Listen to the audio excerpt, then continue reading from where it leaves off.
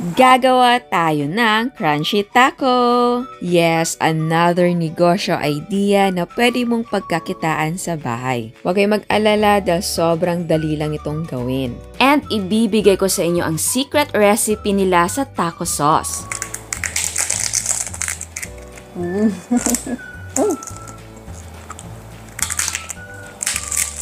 Okay, para sa mayo sauce natin, ito yung gagamitin natin na mayo. Ito lagi kong ginagamit dahil hindi matapang yung lasa niya. Next, meron tayong garlic, lemon juice, squeeze ka lang ng lemon. Gatas, ang gamit ko po ay ito po. Okay, tayo dyan. Konting asin, konting paminta. Ito naman ay optional kung gusto nyo maglagay ng hot sauce. Pero kung hindi nyo feel, okay lang naman na hindi na maglagay. Ayan. Oops. And then, mix natin na mabuti. Yung garlic, kung pwede, mas maliliit. Okay, para sa giniling natin, gagamit tayo ng taco na seasoning mix. Tunawin lang natin ito sa tubig. Ayan. Ayan. Tunawin natin yan. Okay, tapos itabi lang muna natin to. So, ang next na gagawin natin ay i-brown natin yung ating ground beef.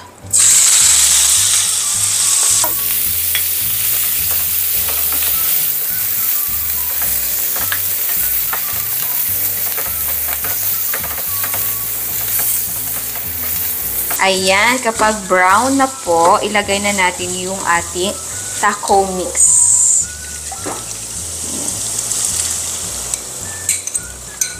Okay. Mix-mix lang muna natin yan. Ayan. Tapos, iset natin yung apoy sa simmer until ma-absorb ng meat ang liquid. Okay. Ayan, na-absorb na ng meat yung liquid natin. So, patayin natin yung apoy. So, palamigin na muna natin ito at mag-assemble na tayo.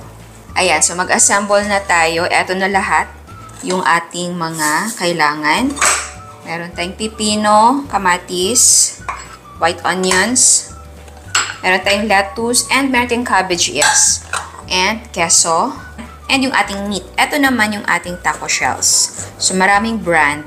Pili ka na lang kung anong gusto mo. Basta siguraduhin mo na i-check mo na hindi crack or mas maraming crack yung makuha mo. Okay, so assemble na tayo. Una, maglagay tayo dito ng lettuce.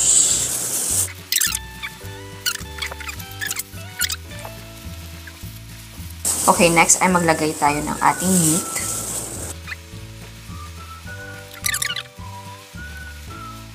Next ay pipino. Ang kamatis. Sunod, onions, white onions. Pwedeng gumamit ng pula, pero yung pula kasi na sibuyas, natatapangan talaga ako. So, for me, kapag mga ganito salad or ganito nga, white onions mas better. Tapos, queso. So, pwede hindi kayo maglagay ng queso ha. Pero, yung iba, gustong-gusto nila may queso. Yung iba nga, cheese sauce ang inilalagay. Kaya, pwede din. Gawa kayo ng cheese sauce. Ayan. O. Okay, sa packaging, ganito yung naisip ko. Pero, pwedeng ito na yung packaging mo, no? Ayan. So, ilagay natin dyan. So, kahit anong packaging pwede, ha? Ayan. Ito yung available sa akin dito. Oopsie. Ayan, di pa puno. So, siguro mga 4 to 5 ang kasya, no? Tingin nyo. Parang 4 lang. And, syempre, pwede kang magdagdag sa business ng french fries. Taco and french fries. And yung mayo, pwede mong ilagay na. Kung take out, better na isupot mo na siya. Diba? Ganyan. O. Okay, eto naman gagawin ko optional para may idea lang kayo. Kasi eto yung ginagawa ko talaga dito sa bahay. Kasi diba, ang salsa, kapag gagawa ka ng sarili mo, yung ibang sangkap, minsan hindi mo nakikita sa grocery. Ang ginagawa ko, minimix ko dito yung pipino, tomato, tsaka onions para magkalasa. Templado na kasi ito. Okay, so kuha tayo ng pipino. Kuha tayo ng kamatis, onions.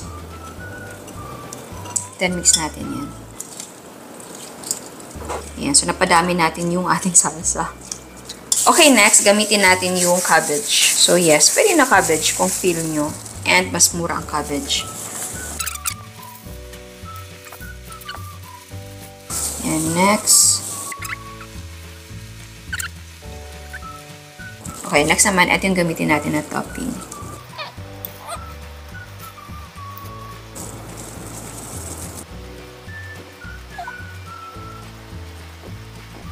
At ayan, eto ng ating crunchy taco. O, diba? Sabi ko sa inyo, napakadali lang at unique siya na pang negosyo. Kaya bumili ka na ng mga sangkap at subukan na sa bahay.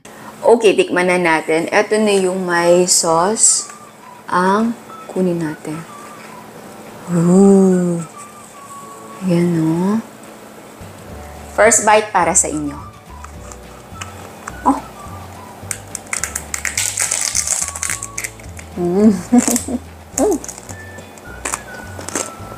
Wow, ang sarap ng combination.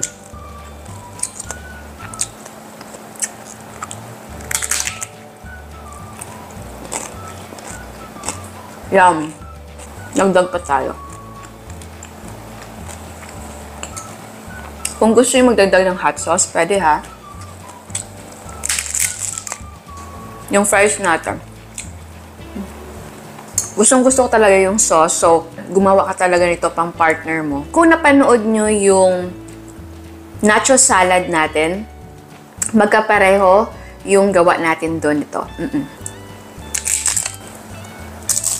O nga pala, tikman natin to dahil diba ang ginawa natin dito ay may salsa tapos cabbage.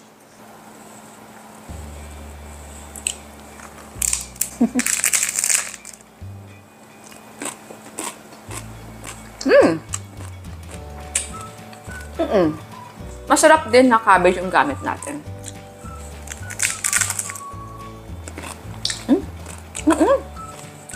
And yung salsa, iba din atake niya. Di ba almost the same yung maginamit natin? Iba yung atake niya. Ang sarap din. Alam nyo, masarap ka partner to ng mga drinks. Fruit soda or kahit fruit juice. Kung may halo-halo kayo, pwede. Iced coffee, pwede din. Kaya kung meron na kayong business na puro drinks ang sinuserve ninyo, i-partner nyo to. Ang sarap.